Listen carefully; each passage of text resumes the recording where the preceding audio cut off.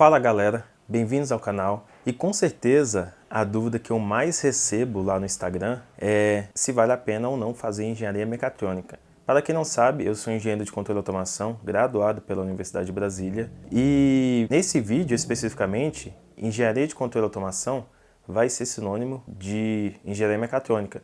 Eu já falei no canal que nem todo engenheiro mecatrônico recebe o título de engenheiro de controle e automação. Isso vai depender da universidade. Porém, para facilitar a nossa vida nesse vídeo, vão ser sinônimos, beleza? Bom, o primeiro ponto negativo da engenharia mecatrônica é o desconhecimento sobre o curso da maior parte dos profissionais, tanto na iniciativa privada quanto na iniciativa pública. E assim, isso é péssimo, porque se eles não conhecem o profissional, como vai acontecer um processo seletivo justo e igualitário? Aí fica difícil, né? A maioria deles tem uma visão bem rasa sobre engenharia de controle e automação, pensa que a gente só cria robô e pronto, entendeu? Não sabe exatamente mais ou menos as disciplinas que normalmente a gente pega na faculdade. E vou dar um exemplo, foram várias vezes, dezenas de vezes, que eu vi um cargo, olhava as atribuições do cargo, e percebia que, poxa, essas atribuições se encaixam com a minha formação. Mas quando eu ia olhar quais eram as graduações que eram aceitas, às vezes estava escrito sou engenharia eletrônica, ou sou engenharia elétrica, ou sou engenharia mecânica, entendeu? E simplesmente porque a pessoa que estava ali por trás daquele processo seletivo, muitas vezes ela não conhecia direito a engenharia mecatrônica. E na época que eu estava procurando estágio, isso ficou bem visível, porque assim, foi muito difícil achar um estágio em engenharia mecatrônica, muito mesmo. Eu fiquei assim mais de um ano procurando. Isso porque eu tinha colocado que eu não ia conseguir, eu não queria um estágio migué, assim, um estágio que eu só ia ficar no laboratório fazendo coisas não relacionadas à mecatrônica, eu queria um estágio na área mesmo. Então eu fiquei mais de um ano procurando, eu acho que eu enviei e-mail, currículo para mais de 100 lugares diferentes e no final eu consegui na usina hidrelétrica de Tucuruí, lá no Pará. E assim, mesmo depois de tanta luta, a mulher que me conseguiu o estágio, ela falou bem assim: Hudson, se você estivesse se formando em engenharia elétrica, mecânica ou civil, seria muito, mas muito mais fácil você conseguir esse estágio. Não é à toa que eu fui um dos primeiros engenheiros mecatrônicos na usina, inclusive o primeiro da UNB, e assim, para você ver como era difícil isso. Depois que eu formei, eu fiquei 6 meses tentando trainee. E aconteceu a mesma coisa, eu via várias vagas de trainee que não aceitavam engenheiro de controle e automação. Mas quando eu olhava as atribuições, eram atribuições que estavam de acordo com a minha formação. E no serviço público a mesma coisa. Vários cargos você vai lá olhar, olha as atribuições e teoricamente o engenheiro de controle e automação poderia estar inserido nos cargos lá, mas ele simplesmente por desconhecimento eles não aceitam esse profissional.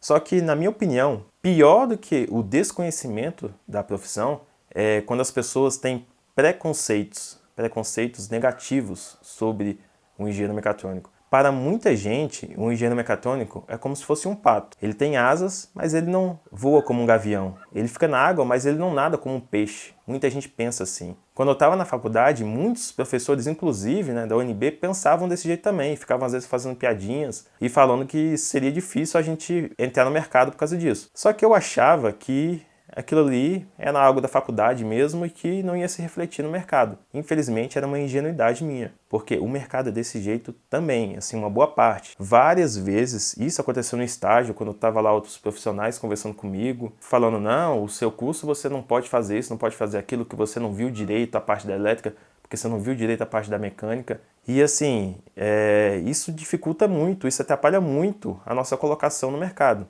Além desses problemas, um segundo problema que é importantíssimo é o seguinte: para quem forma engenharia mecatrônica, pelo menos na teoria esse profissional foi preparado para o controle e automação lá na indústria, beleza? Só que a partir do momento que você está lá na indústria, você vai precisar fazer projetos, executar esses projetos e você obviamente vai precisar do CREA, que vai ter que ser emitido uma RT para isso. Só que a nossa profissão não está regulamentada, então isso dificulta muito a gente conseguir assinar projetos na área. Isso já aconteceu na prática comigo. Chegava um colega, Hudson, estou precisando fazer um projeto de uma automação predial, uma automação residencial ou uma automação industrial, enfim, e estou precisando de alguém que entenda da área de controle e automação.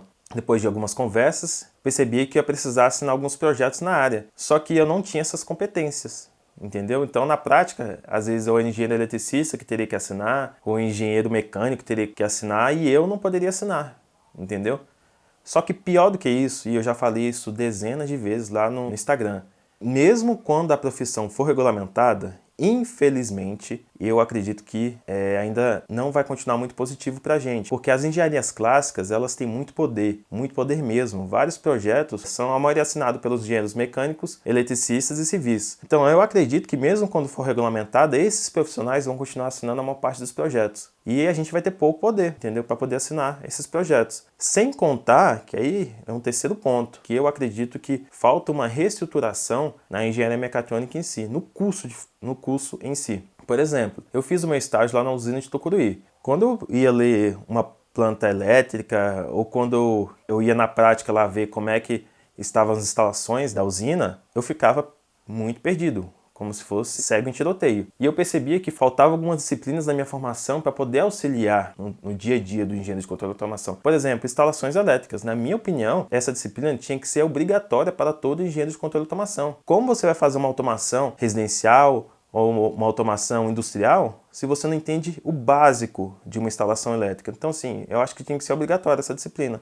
E, por exemplo, eu não vi na faculdade. E agora que eu estou fazendo uma segunda graduação em engenharia elétrica, que eu vi a importância disso. Então, assim, resumidamente, para a iniciativa privada, pela falta de desconhecimento e pela falta de regulamentação da profissão, fica muito difícil para o engenheiro de controle e automação conseguir uma boa colocação no mercado. E agora para a iniciativa pública? Se para a iniciativa privada já estava ruim, para a iniciativa pública, está pior ainda, está péssimo. A verdade é, se você tem o objetivo de alcançar algum cargo público e você quer fazer engenharia de controle e automação, sério, muda de curso agora, porque isso vai ser um grande problema para você no futuro. Infelizmente, o desconhecimento no setor público sobre a engenharia de controle e automação é muito grande. Vários cargos que, às vezes, eu olhava as atribuições, o engenheiro de controle e automação podia estar lá, só que não aceitam o engenheiro de controle e automação.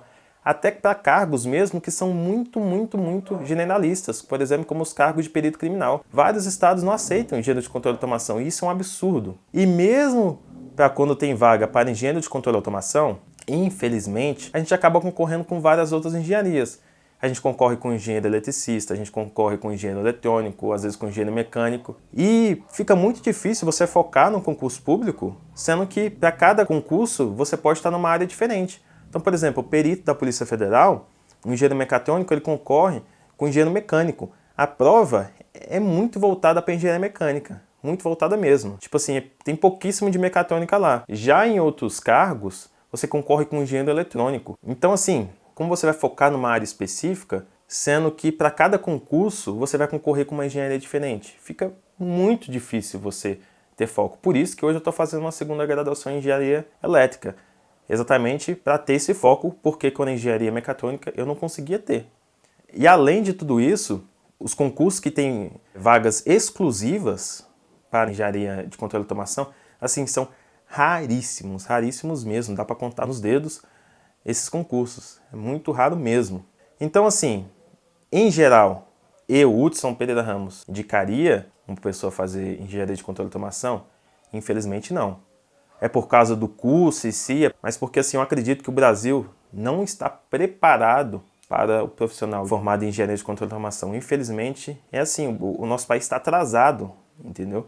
E ele não está conseguindo colocar esses profissionais no mercado direito. Então, assim, se você, por exemplo, hoje está querendo fazer engenharia de controle e automação, se eu estivesse no teu lugar, eu faria o seguinte: veja para qual das 3 grandes áreas você tem mais afinidade, se é a mecânica, se é a elétrica, ou se é a parte de computação. Se você tiver mais afinidade com a parte de elétrica, faça engenharia elétrica. Se for computação, faça algum curso na área de computação. Se for mecânica, faça mecânica.